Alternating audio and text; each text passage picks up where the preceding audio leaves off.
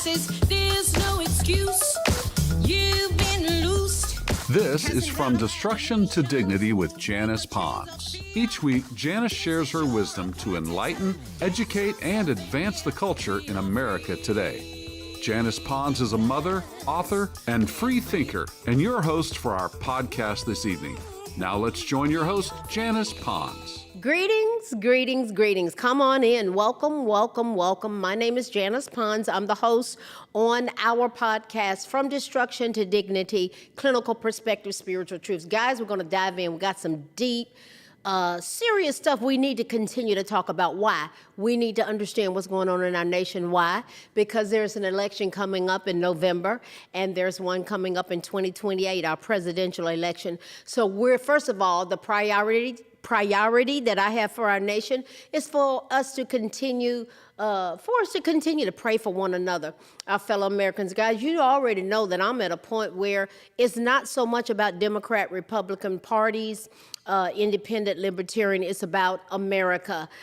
In terms of America, we already know that 2 years ago, 79% of Americans felt the country was going in the wrong direction. There's some that still want to have that presentation that we're going in the wrong direction. Many of us disagree. So we had an election. The public spoke loud and clear and said we needed new leadership, and we are where we are right now. And so we have leadership in our nation. So who needs to be the leader in our nation and why? And so there's a lot at stake as we move into November and as we move forward to 2028. So tonight we're going to continue to break things down, to dissect, to ask who, what, when, where, how, why, as it relates to dynamics that are being presented to us that we're just supposed to either go along with or really grasp our understanding about what's going on. So tonight, we're going to examine dynamics that continue to generate a lot of discussion in our nation. So tonight, we're going to look at pervasive dysfunction. Pervasive dysfunction, and our clinical perspective is the power to break free. Now let's dive in. We got a lot to cover tonight. Now, guys, we've been surrounded by dysfunctional behavior at levels that are entirely different than in days gone by. Dysfunction describes something that does not function normally or properly or in a healthy manner. It refers to systems, machines, or relationships that can be broken, impaired, or causing problems. Now, the term commonly applies to dysfunctional families, relationships with constant conflict, or something that's malfunctioning. What we are referring to for the purposes of our podcast tonight is from a general perspective, and it's a breakdown or abnormality in functioning. Abnormality in functioning. Now, there are dysfunctional patterns that affect us as a nation and our national security. Guys, I talk about national security all the time. It is so vitally important, and a lot of people are totally clueless about it. All the while, we had leadership in the past that ignored our national security. They ignored the genocide of Christians being hacked to death with machetes by Muslims in the past. Guys, I'm just talking about what was going on. I love all people. I love humanity. I love America. I am about done with political parties because there's issues from every angle. But we would be in sheer denial, denial. Don't even notice if I am lying. Don't even notice I am lying regarding very specific dynamics that are being presented to us. So what I was just talking about, the genocide of Christians being hacked to death with machetes and Muslims, guys, that's a fact that's going on in this world. So how does that relate to, or does it relate to, our national security? What did past leaders in our nation do about those dynamics? And the people that have a presentation around those dynamics, and are they in America? And if so, what's their plan for America? Listen,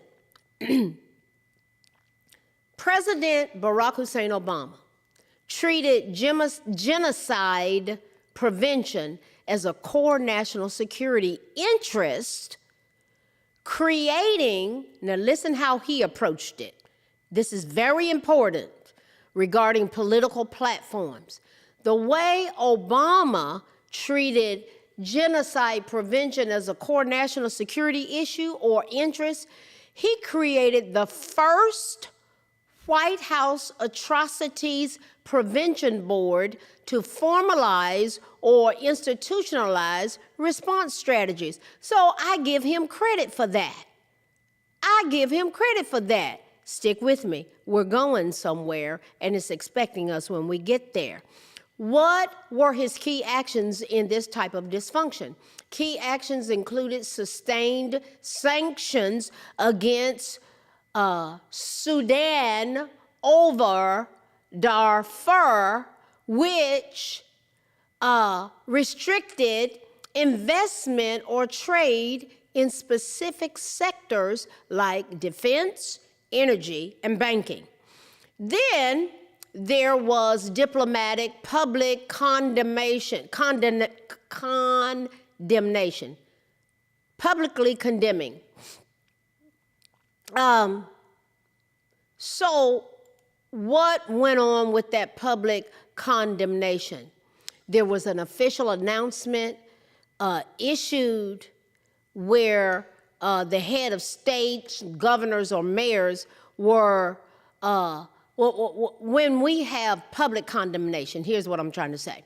When there's public condemnation, we'll have a head of state, such as a president, a governor, or a mayor, declare that a particular issue is important. That's what the condemnation is. They'll just say things, and they'll say things, and they'll say things. He'll just say, well, this is an important matter.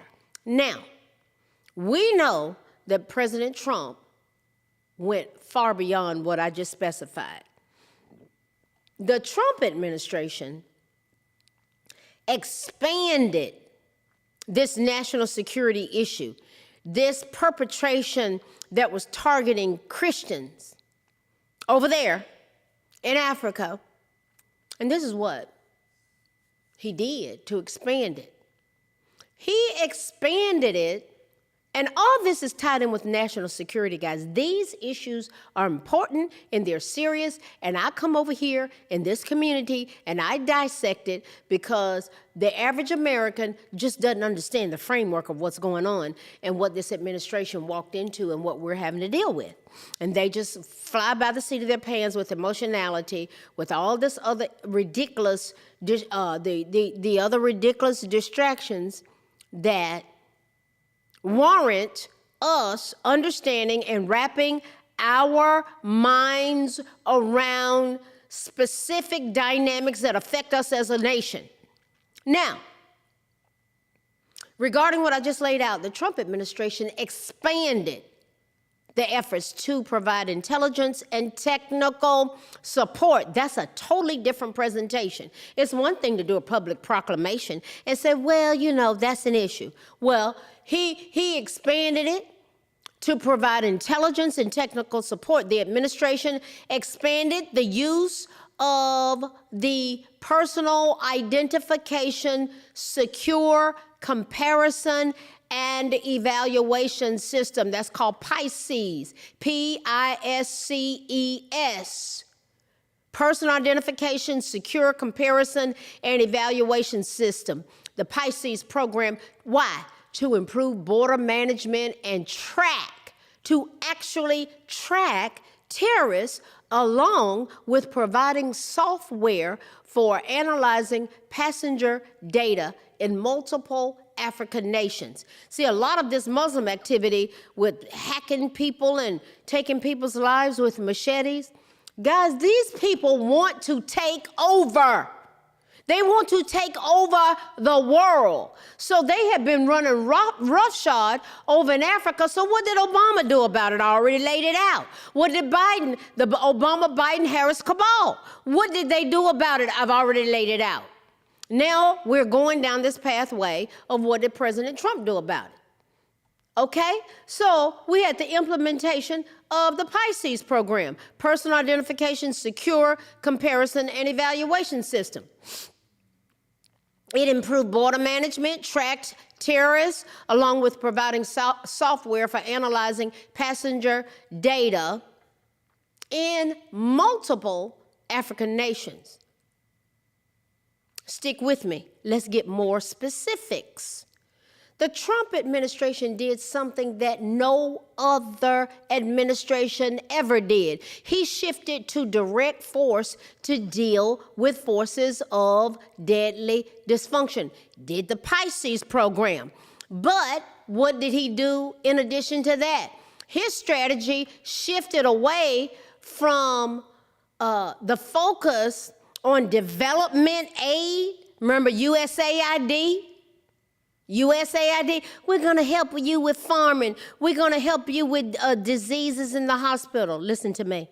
Listen to me. Listen to me. Let me tell you, a lot of that was a smoke screen.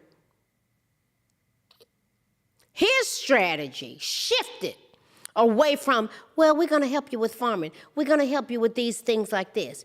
Honey, they were using, let me tell you something, people. Y'all listen to me. 83% of those contracts have been shut down through USAID. Why? There were fraudulent scams and money laundering fronts between Marco Rubio and President Trump and them finding out what went on. They had to shut them down because they were focused on one agenda, this sexual agenda, that our money was going towards that. It wasn't going towards a development of aid and farming. They were using it for other things. And it was like, well, we're helping the Africans. We're doing this for the people of Africa. And you had black folk over here in America that were like, well, what are they doing for our people? What? Stick with me. I better stay focused because I could just go off on a whole other flow with that. Our people. Our people. What were they doing with our people here? Let me get back to where I was. Y'all know me. There's a whole dynamic there. So let me finish this thought flow here. Trump's strategy has shifted away from a focus on development aid like USAID towards what? Prioritizing significant military force and decimating terrorist camps in West Africa and Somalia. Now, Somalia, what does Somalia have to do with America? Over here in Minnesota, that's where they came. They dropped the Somalians from Africa off up there, off in Minnesota, and that's where you had an inundation of the fraudulent scams and money laundering fronts over here, empty daycare centers, home health care agencies that didn't provide the help, Ilhan Omar with herself, and all of these dynamics. Boy, I'm listening. Put your seatbelt on. What's getting ready to come out? So what happened? What did President Trump do? Do you all remember Christmas Day of 2025? Do you? What happened? President Trump ordered a powerful and deadly U.S. airstrike against Islamic State, ISIS, militants, where? In northwest Nigeria, Africa. The strikes conducted in coordination with Nigerian authorities targeted a local extremist group affiliated with ISIS, accused of targeting Christian communities. What did the Obama, Biden, Harris cabal ever do? I already laid it out. Stick with me. We're going somewhere. And it's expecting us when we get there. Guys, then there was the attack on Jews on October 7th, where 46 American citizens lost their lives in what? The Muslim Hamas-led attacks in Israel on October 7, 2023. In total, more than 1,200 people lost their lives in the attack, with many others taken hostage, including 12 American citizens. So here we are dealing with the aftermath of that. 46 Americans lost their lives. And even more inclusively of the historical pattern of all of that together. So we led up to October 7, 2023. 46 Americans lost their lives. Is anybody talking about that? Are we supposed to just go, well, you know how it is over there? How is it over there? Who did that? Who did that to us? And all the other things they did previously, historically. Guys, this has to do with our national security. And President Trump took it to a whole other level of paying attention to it. Now, regarding pervasive dysfunction, as it relates to our nation, we have to honestly consider political policies. We would be remiss if we had ignored political policies. Related to policies of the Democratic Party, we went, listen, all of this ties in. I just know how to synthesize and integrate all of this together to hopefully, as a community, help us to see some things, because we are surrounded by our fellow Americans that I love and respect so much. They don't see it. They don't get it. And I'll go there. Let's look at this. Now, it all ties in. Listen. Related to policies of the Democratic Party. Well, everything I just specified, this is policy-oriented, policy-driven. Related to policies of the Democratic Party, we went from 82% of black families having a man and woman present during even Jim Crow days. I grew up in this era, to now having 70% of black babies being born to single mothers. That's all connected to policies of a specific party, namely the Democratic Party. So we laid out specific dynamics, policies, how it's affecting us as Americans. Now we're looking at this. Now stick with me here. I'm going somewhere here. Of significance, the black population would be double today, if not for the disproportionate number of our precious citizens who were dismembered, burned, and liquefied, our tiny citizens. The black population in America would be double today.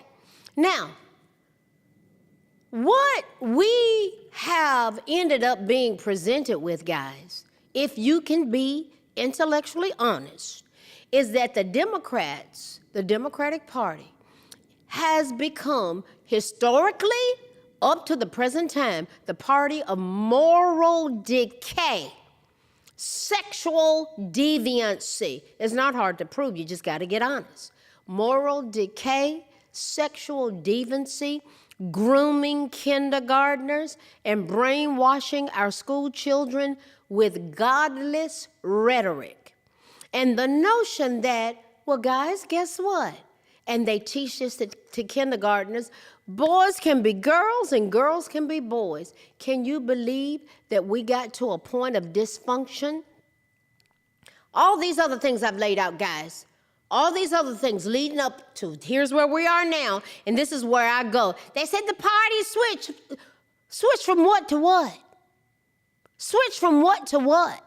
Can you believe that we have gotten to the point that we got to the point of dysfunction where elementary school staff were teaching students how to transition in the public schools without the knowledge or consent of parents? Numerous lawsuits have been filed in California, Wisconsin, Florida, and Maryland asserting that these policies violate parents' fundamental constitutional rights to direct the upbringing and education of their children. Imagine that part.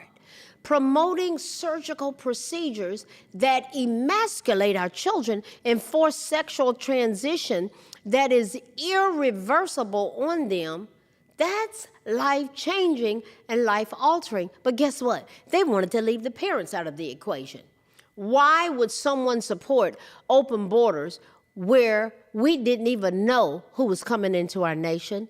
There was an increase in drugs. There was an increase in human trafficking.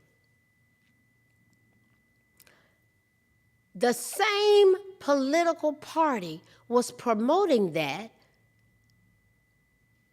and they were the ones that booed God, booed God at their convention. You see the trajectory that we have been put on and that was thrust upon us? Why would we not speak up about any of this? Why would we not speak up about Islam, radical Islam, over there butchering Christians all over the world, especially in Africa? Is that not pervasive dysfunction? And they were begging for help. And the only one that really paid attention was Donald John Trump. Prove me wrong. Prove me wrong. As evidenced by what my clinical mind goes, everything I just specified that was done to address that issue over there. Neither political party is perfect, guys, but there is absolutely none whatsoever, absolutely no comparison between the political party of slavery, segregation, Jim Crow, the KKK, the party that freed the slaves. Conversely, the party that freed the slaves, the abolitionist party, which became who? The Republican Party in this constitutional republic of the United States of America. Guys, that's history that's accurately told. Whenever someone says the party switched, my question is always going to be, switch from what to what? What was the Democratic Party and what did they switch to? What was the Republican Party and what did they switch to? My question is always going to be switch from what to what, and they'll always got the party switch. The party switch. Break it down for me, baby. Let's go there. It's interesting that someone who supports the Democrat Party today can never provide me an answer when I present that question to them.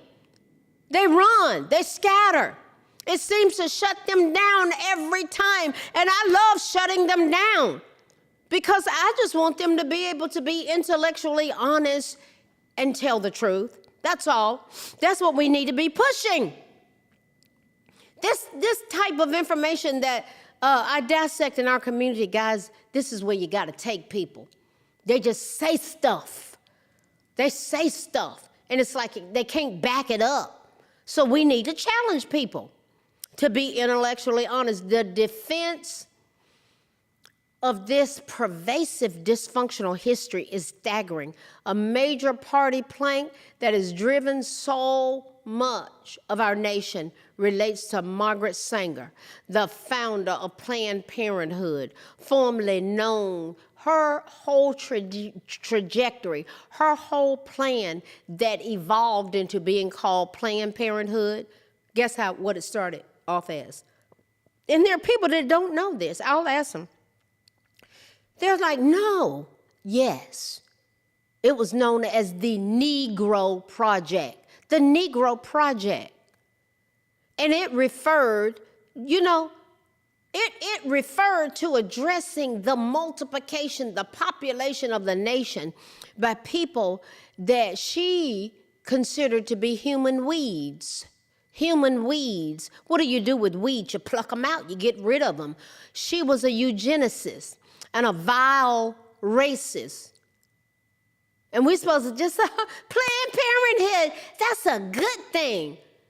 The Planned Parenthood founder was a eugenicist, and it started off being called the Negro Project. We better change that name because somebody might get a clue about what that was all about in this nation. Margaret Sanger was a eugenicist, a vile racist. Eugenicists are proponents of eugenics, a discredited 19th to 20th century ideology aiming to improve the human race by encouraging breeding among those deemed superior as positive. eugenics and restricting it among those labeled as unfit or inferior or disabled as negative eugenics. Remember, guys, we are surrounded by millions of our fellow Americans who believe we should be paying for this with our taxpayer dollars, and millions of others don't. Eugenicists advocated for selective breeding, sterilization, and strict immigration laws based on scientific racism and flawed genetics, heavily influencing policies such as Nazi racial hygiene. That's what they call it, racial hygiene.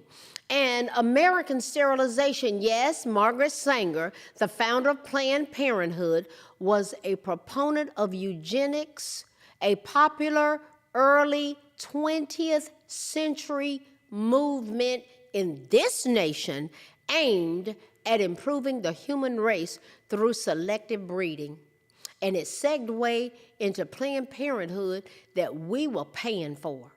She believed that birth control could be used to reduce the reproduction of people deemed as unfit or defective, aligning her work with mainstream eugenicists of the 1920s and the 1930s. We're talking about history that's accurately told right here in this constitutional republic of the United States of America.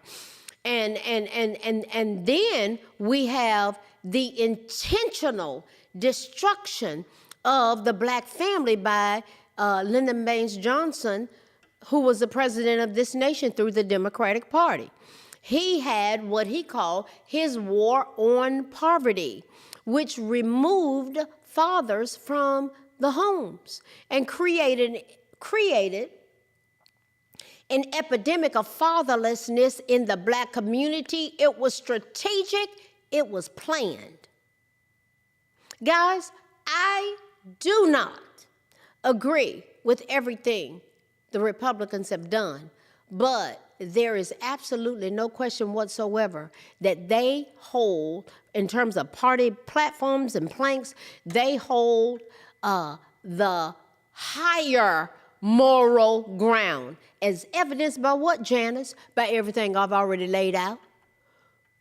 What I have addressed tonight is historical truth as it relates to pervasive dysfunction that we have been inundated with. A lot of these dynamics grip people's minds and affects their behavioral choices that can literally harm others. One of the most recent proponents of those overly captured by political propaganda includes those that want to bring harm to President Trump. He will probably, that man that wanted, the most recent one that wanted to bring harm to him, Cole Thomas Allen, he'll probably sit in prison the rest of his life. He threw his entire life away. Why? Because he was told to fear and hate President Trump, the one that's in charge of the executive branch that we pray for. That's why I keep this seal up here. That's why it's up there. Listen, guys, that man made a decision on a given night to throw his entire life away because he was taught to hate Donald John Trump. And many people all around us are eaten up with that hatred. It drives them. Some have become enthralled with a delusional thought process. Fear causes humans to do three things. Run. We have literally had people buy into so much fear, into the addiction of fear. Yeah, that they have fled the country. Fear can cause people to hide. We have people who avoid turning on the news of any kind, avoid getting informed. They are literally gripped by sheer fear. figuratively fearing the big bad orange man that's going to come through the TV and actually cause them personal harm. Or people will hide. They hide from family members, fearing that they're going to try to convert them into being a part of what they call the MAGA cult. You have people that will fight, those who allow the manufactured hatred to take root in their hearts. And they choose violence as the answer to stop someone that the media manipulation is told is harming you. Guys, if you take a moment to sit down and breathe, and if you fit into any of those categories, it may be time to seek professional help. I mean, I know people that are driven. They are driven. Their minds have been totally consumed with things that are not even true.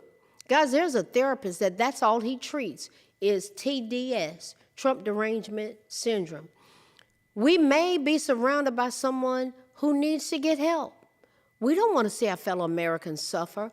All of these dynamics reminds me of a presentation that warrants us looking at the influence that we have been put under. My friend Mark Lennon, he wrote a poem, and this is the title of the poem. And we're going to end on this tonight because a lot of people are under spiritual warfare. They are under a demonic attack, and it's very strategic and it's very organized, and it's not hard to identify it because when you're driven by hatred, see, I dissect things, but hate is not in my heart for anybody, no matter what their choice is. My love is for America, but I want us to look at this brilliant poem by my friend Mark Lennon, Satan's Party. Satan threw a party to celebrate his wins. For all his wicked minions who revel in their sins. They boasted of the many that they had deceived, recalled with joy that day the serpent spoke to Eve. They showed great admiration for those who have no shame. They spoke of their disgust at hearing Jesus' name. They defended 9/11 and all its gruesome horrors. They laughed and cheered the men of Sodom and Gomorrah. They celebrated wars and all the men that died, then spoke of their great joy when Christ was crucified. See, there's a culture of death that's celebrated. Let's move on with this poem. It's brilliant. Satan threw a party for all those he had sent. He gathered them together under one big tent. They loudly laughed at Christians who fall for Satan's tricks, who support his deeds and call it politics. A cruel and heartless lot. They'd celebrate the slaughters of many newborn sons and countless unborn daughters. They spoke of coming plans for little girls and boys, of using schools to groom them for perverts as sex toys. Others there were honored, largely on one basis, for manipulating blacks while calling others racist. Satan threw a party for all those he had sent. He spoke of their deceptions and of their big tent. At Satan's wicked party, all forms of evil lurked. They voiced their admiration for Margaret Sanger's work. They glorified the wicked who took away men's choices, then toasted all the murders of those who have no voices. They cheered the devil's minions whose evil never stops, who seek police defunding by demonizing cops. They praise the deadly cost of having open borders while honoring those men despising law and order. They then proposed a toast. Let's toast. They proposed a toast and looked back with reflection at the evil they could wreak when cheating at elections. They lauded wicked men supporting terror nations. All these things they did as Satan's celebration.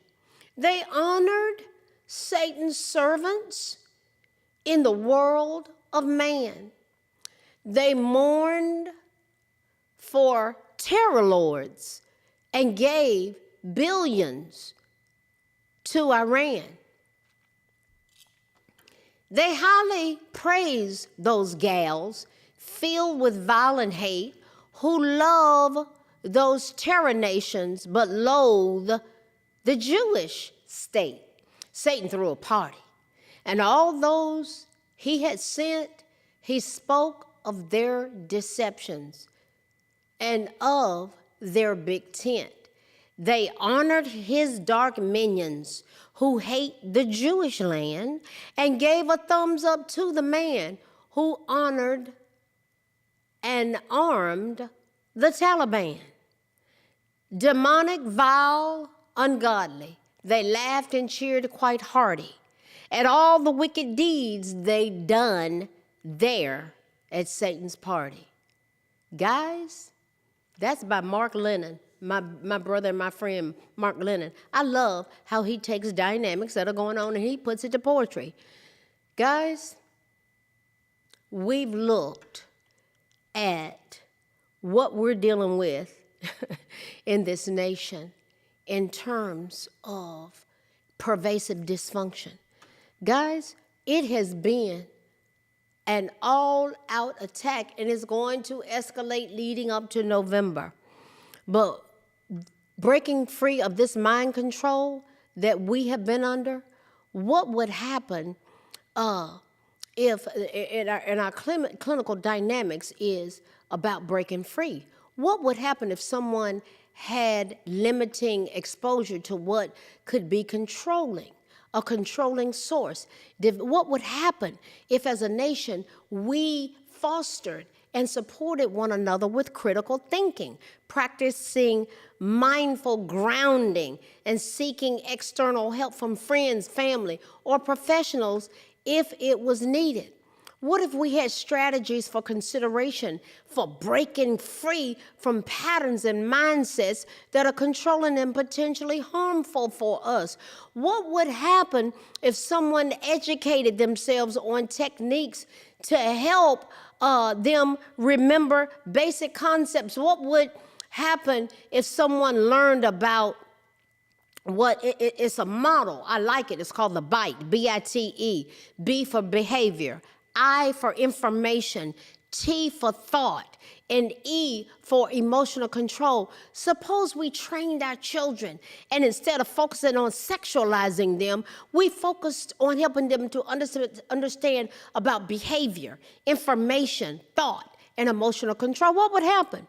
Guys, that's something that's been developed by Dr. Stephen Hassan to understand how this manipulation that's been perpetrated, this is our clinical perspective, how that manipulation has worked against us.